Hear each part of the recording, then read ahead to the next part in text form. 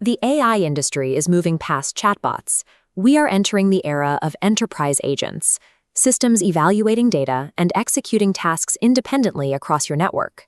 On May 31, 2026, Robert F. Smith defined the absolute floor for this technology.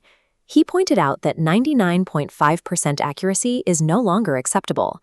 If an autonomous agent touches finance, healthcare, or defense data, the business requires 100% certainty. But right now, the terms of service from major model providers protect the lab, not you. If an agent hallucinates a wire transfer or misreads a patient's chart, the provider is shielded. The enterprise deploying the tool holds 100% of the financial and legal exposure. This graph shows the market tension. AI capabilities rise smoothly, but unpriced enterprise liability spikes violently as agents access critical workflows. Insurers watch this gap widen, writing broader AI exclusions. Unable to quantify the risk, they carve it out entirely.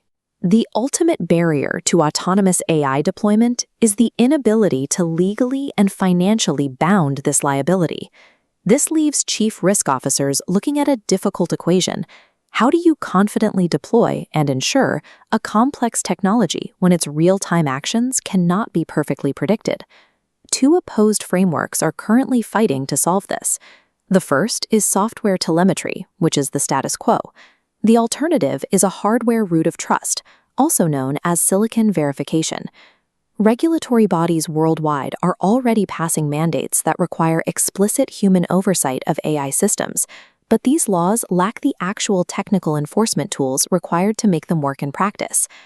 Enterprise buyers and their insurers have to decide which verification framework will hold up as a definitive shield in a court of law. Passing a vendor's product demo won't protect you in front of a judge. Let's look at the default approach most enterprises use today: software telemetry. This involves using API-based monitoring tools to watch AI agents as they execute commands. The appeal is obvious. It is fast, cheap, and it integrates immediately with the enterprise cloud stacks you already run. This flowchart maps the flaw. When an AI agent fails, the monitoring software shares the exact same failure domain. If the environment drifts, the monitor drifts too. Rice's theorem proves one program cannot definitively judge another. Software supervising software cannot guarantee certainty. Relying solely on these software logs creates a superficial audit trail. It looks fine on a dashboard, but it provides no deterministic proof about actual operational drift. Software oversight is compliance theater. It is legally indefensible in a catastrophe because it cannot provide physical proof of intent versus reality. The alternative framework is silicon verification, or the theta-driven model. This approach moves the concept of trust entirely out of the software layer and drops it into a physical anchor. It binds an agent's position to its meaning through a physical event. A sealed XOR logic gate processes the action directly on the silicon chip. That physical event converts unbounded AI uncertainty into a sharp, measurable physical drift boundary. It produces hard proof the agent stayed in its lane. For reinsurers and capital markets, this solves the pricing problem. By mathematically bounding the uncertainty, an uninsurable risk turns into a securitizable, priceable peril. Achieving this level of certainty requires abandoning frictionless software APIs in favor of load-bearing hardware constraints. This physical standard is protected by deep tech patents. The silicon binding claims are structured specifically so they cannot be designed around by a software patch. The framework operates on a recompute don't trust open specification. Independent third parties can verify the deterministic projection for themselves without ever having to trust the original vendor. Anchoring trust in physics comes with its own risks.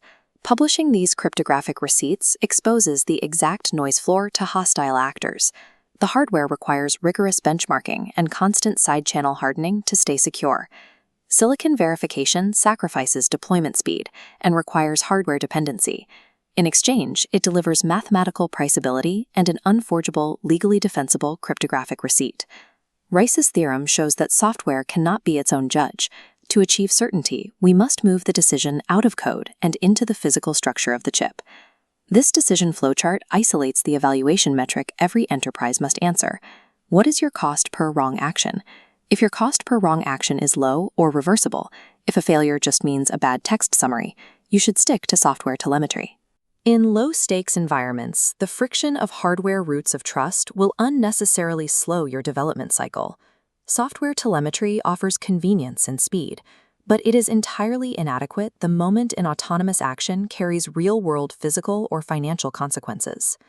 The high and catastrophic branch is for the enterprise deployers, the CISOs, and the insurance capital holding the real risk. If you are an enterprise CISO in finance, healthcare, or defense, you hold the liability. You must mandate hardware-anchored receipts from your AI vendors now, trading deployment speed for legal survival. If you are an insurtech leader or a reinsurer, stop waiting for flawed software risk scores. Partner with deep tech infrastructure now to co-develop parametric drift triggers based on this physical standard. For capital markets, the trade is funding early research today to gain ownership of the foundational compliance standard that the rest of the market will be forced to follow. Deploying autonomous agents into high-stakes roles requires moving away from the uncertainty of software monitors and anchoring trust in physical reality.